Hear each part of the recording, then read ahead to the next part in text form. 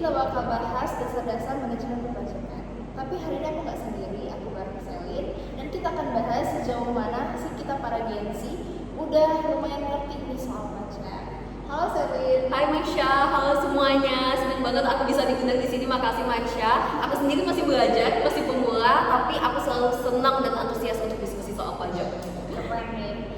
Jadi kita akan mulai pembahasan kita ini dengan mungkin aku akan mencoba menanyakan nih kepada Selin. Menurut Selin ini sudah sejauh mana sih kita para Gen Z mulai ngerti soal pajak? Gen Z, jujur ya Maksha, menurut aku Gen Z itu banyak yang mikir bahwa pajak itu adalah urusan belakangan. Padahal nggak gitu. Kalau kita mau investasi atau kita mau cari pekerjaan simple seperti side job, freelance atau bahkan internship, itu tuh udah butuh pajak.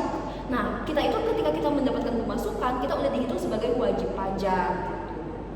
Jadi kita emang gak yang harus nunggu penghasilan yang besar dulu untuk yang bisa dikategorikan wajib pajak ya? Bener banget Maksha, kalau kita mau ngambil KPR atau kita mau investasi aja, itu tuh kita butuh record pajak yang baik gitu. Jadi penting banget sebenarnya untuk memahami dasar-dasar perpajakan sedini mungkin. Benar sih ya. Aku jadi penasaran nih Selin. Kamu ini udah sejauh mana sih belajar soal manajemen pajak ini? Kalau aku kan mungkin sumber pengetahuan utamanya dari sekolah ya. Aku major di akuntansi, jadi mungkin ngerti-ngerti dikit lah mengenai pajak. Nah, kalau misalnya aku bisa rangkum nih, mungkin ada 3 istilah penting yang muncul dalam pajak. Yang pertama tuh tax saving, yang kedua tax avoidance, yang ketiga tax evasion. Wah, apa tuh ada istilah evasionnya itu? Mungkin aku jelasin 3-tiganya kali ya, biar lebih rinci. Jadi tax saving itu adalah cara paling mudah dan paling legal, dan teman-teman semua mungkin udah praktekin juga. Kita tuh ke tempat-tempat yang nggak dipungut pajak, misalnya warung-warung itu kan nggak ada pajaknya tuh. Jadi kalau di restoran ada pajaknya, kita jangan ke situ. Kita justru ke warung-warung yang nggak dipungut pajak. Nah, kemudian yang kedua tax avoidance ya. Tax avoidance itu legal juga tapi agak rumit. Itu tuh biasanya dipakai oleh korporat dan perusahaan.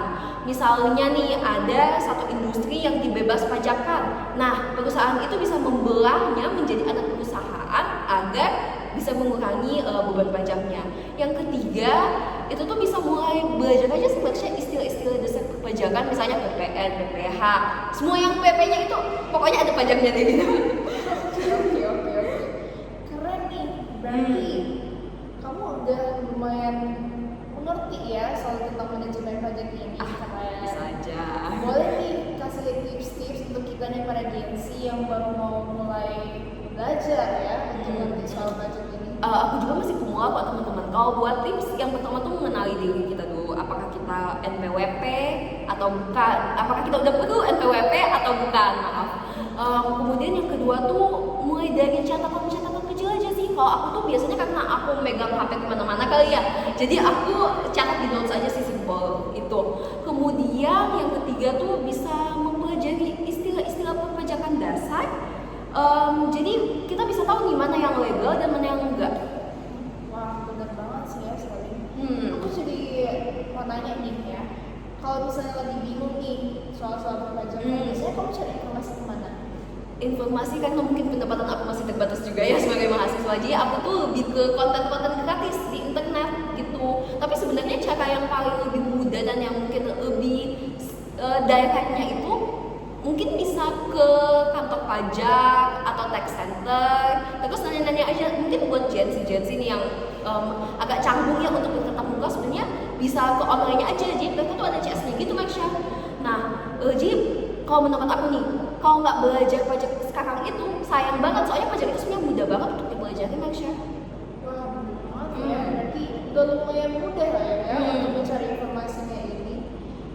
Dari tadi kan kita bicara soal Gen Z ya. Aku jadi penasaran nih, kalau menurut kamu nih ya, bagaimana sih keadaan untuk yang pajak sekarang ini?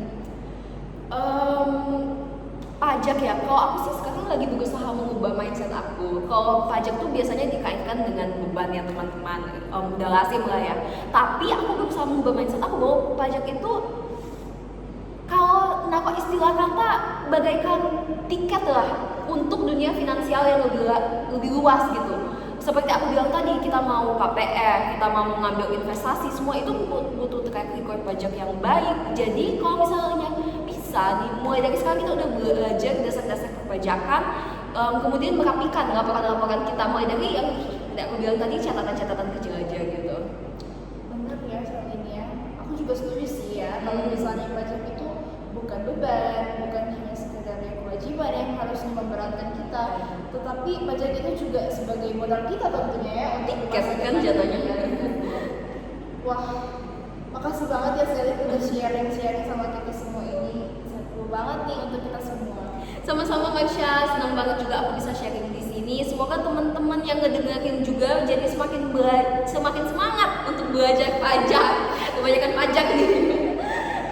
Semoga obrolan kita kali ini bisa bikin kalian ya makin semangat dan juga bisa makin banyak untuk belajar untuk mulai ya untuk mengerti soal pajak ini, dan tentunya kita nanti bisa menjadi wajib pajak yang bijak ya. Sampai ketemu lagi di podcast selanjutnya. Dadah.